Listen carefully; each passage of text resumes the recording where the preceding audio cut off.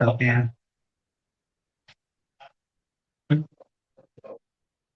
Good morning, teacher. My full name is Lương. I was born in November 1986. I'm a student in English language class 22. My student ID is 25FA0723470.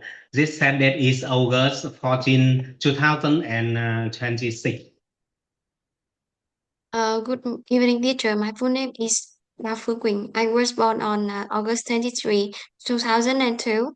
I'm a student in English language class 22. My student ID is 25FA0723480. The test date is August 14, 2026.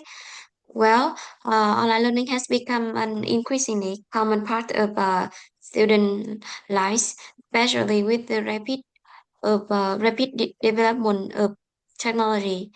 I would say there are both advantages and challenges to this form of learning. Let's talk about online learning. Have you ever studied through online classes? Yes, I have. I have studied through online classes, and I think this is a very convenient way of learning. Especially when we cannot attend class in person, we can still join lesson from anywhere with a phone or a computer connected to the internet. And addition, we can watch the record lesson again if we do not understand something clearly. What do you like about online learning? Um, yes, what I like most is flexibility, and this time is server. Online learning allow me to choose a suitable time and place the student. I can so early share an additional material and internet to improve my knowledge. In my opinion, if we manage our time well, online learning can be very effective. What difficulties do students face when learning online? In my opinion, the biggest difficulties are staying focused and being self-disciplined when studying at home. Students can easily be distracted by their phone, social media, or other activities. And in addition, some students may have a problem with their internet connection or find it difficult to communicate directly with teacher and classmates. Therefore, online learning requires a high level of discipline and such motivation. How can students learn effectively online?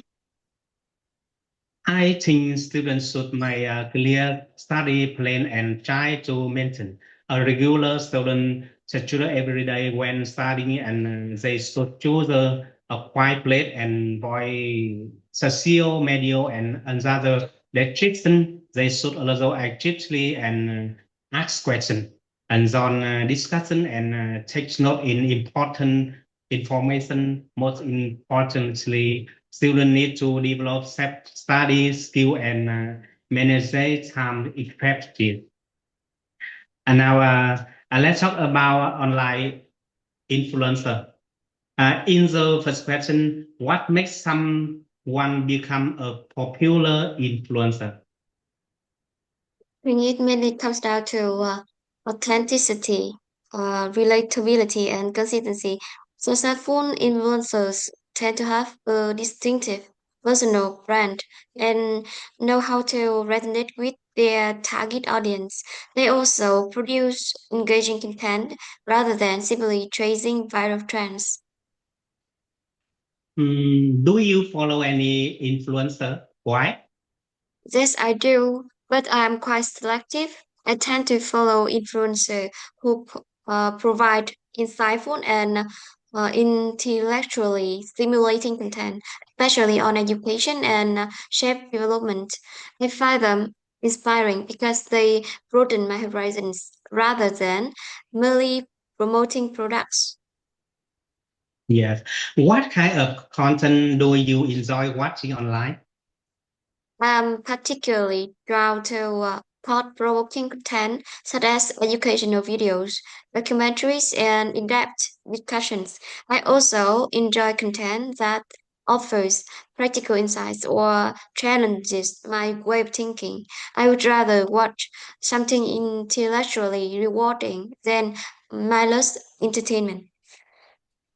Do you think influencer influence young people, Joy? That's absolutely influencers can strongly shape young people's choices, especially in terms of fashion, lifestyle, and consumer habits, since they often appear relatable and trustworthy. Young people may be inclined to emulate their behavior and purchase products they endorse. However, they should think critical and avoid being overly susceptible to online trends or paid promotions. Um, in terms of part two, personally, I refer to this topic. Artificial intelligence can replace many human jobs in the future. What What is your opinion? I completely agree with this opinion. This survival reason, as the first in the reality, AI can perform many talks, but in save a lot of time and effect. In particularly calculation and data processing done by AI can be more accurate than those done by human and some field. And second, I can reduce people workload and improve productivity. It can have employ complexity and time-consuming task more quickly, allowing them to focus and more important work. In addition, AI can provide in idea method and solution at the same time. People can then use the suggestion flexibly and creatively and their own work. For that reason, I believe that AI will replace some human job in the future, especially job in doing reflective and tasks. What about you? What do you think about this opinion? Personally, I disagree with this idea that AI will replace a large proportion of human jobs, although I acknowledge that it will undoubtedly transform the way we work. First and foremost, certain occupations are inherently human-centered. Jobs such as teaching, counseling, healthcare, and management require empathy, emotion intelligence, and interpersonal skills which cannot be easily replicated by machines. For, for instance, teacher does not merely deliver information. They need to understand students' emotions, motivate them, and respond to their individual needs. These are highly nuanced abilities that AI may struggle to reproduce authentically. Another concern is widespread AI adoption could exacerbate unemployment and socio-economic inequality if companies become overly dependent on automation. Workers in routine-based occupations may be displaced, while those who lack digital skill could find themselves increasingly marginalized in the labor market. They could create a considerable skill gap between different groups of workers. More importantly, I believe AI should be viewed as a complement to human basic capabilities rather than a wholesale substitute for human labor. It can handle repetitive tasks, analyze enormous amounts of data, and improve e- efficiency, allowing people to devote more time to creative problem solving, shared thinking, and meaningful human interaction. Therefore, rather than fearing that AI will make humans redundant, we should focus on reskilling the workforce and foster human AI collaboration. And refer to part two. Um, What about opinion about what skill should students develop to work effectively with AI? Today is this finally developing technological world. AI is become increasingly popular in the education in the workplace. As a one student need to develop some important skill to work effectively with AI. The first of all, student needs technology and AI skill as they should know how to use AI tools as clear question writer effective from and choose the right AI tool for different group. Besides that, critical thing is very important. Students need to check, evaluate, and verify information provided by AI. This can help them avoid depending too much on AI is due correct information. In addition, students should develop creatively problem solving and communication skill. AI is online supporting tools. Why people still need a great idea, make a decision, communicate with other, and take responsibility the final result. Finally, students need to ability to learn continuously and adapt to new technologies. In conclusion, in stage of being afraid of that AI will be replaced us.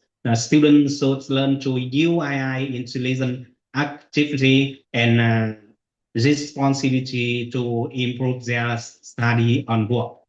uh, should the government control the use of AI in the workplace? Please explain. Yes, I definitely think governments should exercise some degree of control over the use of AI in the workplace, particularly because its rapid development could have significant implications for both employees and society.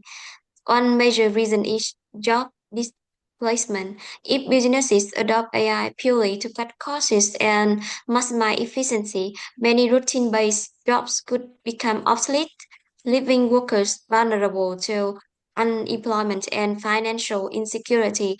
Governments should therefore introduce policies that encourage companies to provide reskilling and upskilling opportunities so that employees can adapt to the changing labor market rather than being simply replaced by machines.